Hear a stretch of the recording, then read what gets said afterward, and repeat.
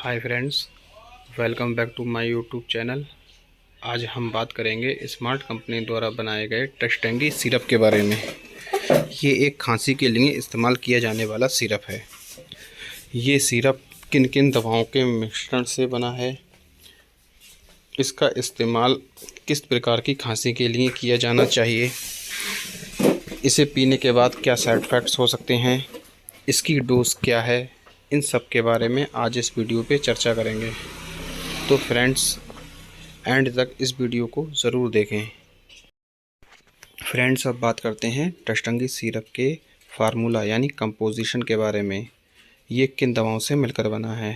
Friends, टशटंगी syrup जो है वो डेक्स्ट्रोमेथॉर्फिन हाइड्रोब्रोमाइड, फेनाइलफेरिन हाइड्रोक्लोराइड और CPM यानी क्लोरफेनिरामिन माइलेट द्वारा मिलकर बना होता है। टशटंगी सिरप की 5 ml की मात्रा में डेक्स्ट्रोमेथॉर्फिन हाइड्रोब्रोमाइड 15 mg, फेनाइलफेरिन हाइड्रोक्लोराइड 5 mg और CPM 2 mg होता है। इन तीनों दवाओं के मिश्रण से इस सिरप का निर्माण किया जाता है। फ्रेंड्स, अब बात करते हैं टशटंगी सिरप के इस्तेमाल के बारे में। तो दोस्तों, इसका इस्तेमाल सूखी खांसी के लिए किया जाता है। इसके अतिरिक्त यदि आपके गले में खराश की समस्या हो रही हो या ज़ुकाम और खांसी साथ साथ हो, तब भी इस सिरप का इस्तेमाल किया जाता है। इसके अलावा कुछ व्यक्तियों में एलर्जी से भी खांसी हो जाती है, उसके लिए भी इस सिरप का इस्तेमाल किया जाता है। फ्रेंड्स, अब बात करते हैं टशटंगी सिरप के इस्तेमाल के बारे में। तो फ्रेंड्स, इसकी डोज जो होती है वो 5 से 10 ml सुबह शाम या सुबह दोपहर शाम बीमारी के अनुसार दी जाती है। उम्र और वज़न के हिसाब से भी इसकी डोज अलग अलग होती है, तो रोगी की बीमारी के हिसाब से ही इस सिरप को दिया जाना चाहिए। फ्रेंड्स, अब बात करते हैं टशटंगी सिरप के साइड इफ़ेक्ट्स के बारे में।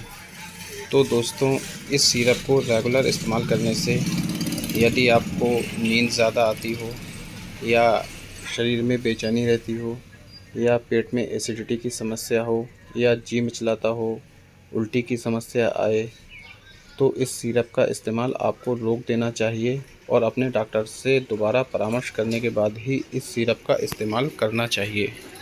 फ्रेंड्स, टशटंगी सिरप को इस्तेमाल करते समय कुछ सावधानियां ज़रूर रखना चाहिए।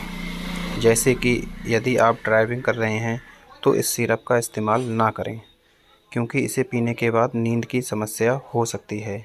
यदि कोई गर्भवती स्त्री है तो इस सिरप का इस्तेमाल अपने डॉक्टर की सलाह अनुसार ही लें। यदि कोई व्यक्ति लीवर या किडनी की बीमारी से ग्रस्त है और उसकी कोई भी दवा खा रहा है, तब भी इस सिरप का इस्तेमाल अपने डॉक्टर की सलाह अनुसार ही लेना चाहिए। इस सिरप को लेते समय इन सावधानियों का ज़रूर ध्यान रखें। फ्रेंड्स, यदि आपको वीडियो अच्छा लगा हो, जानकारी अच्छी लगी हो, तो इसे लाइक और शेयर ज़रूर करें और मेरे चैनल हेल्थ इज़ वेल्थ 3442 को सब्सक्राइब ज़रूर करें। वीडियो देखने के लिए धन्यवाद।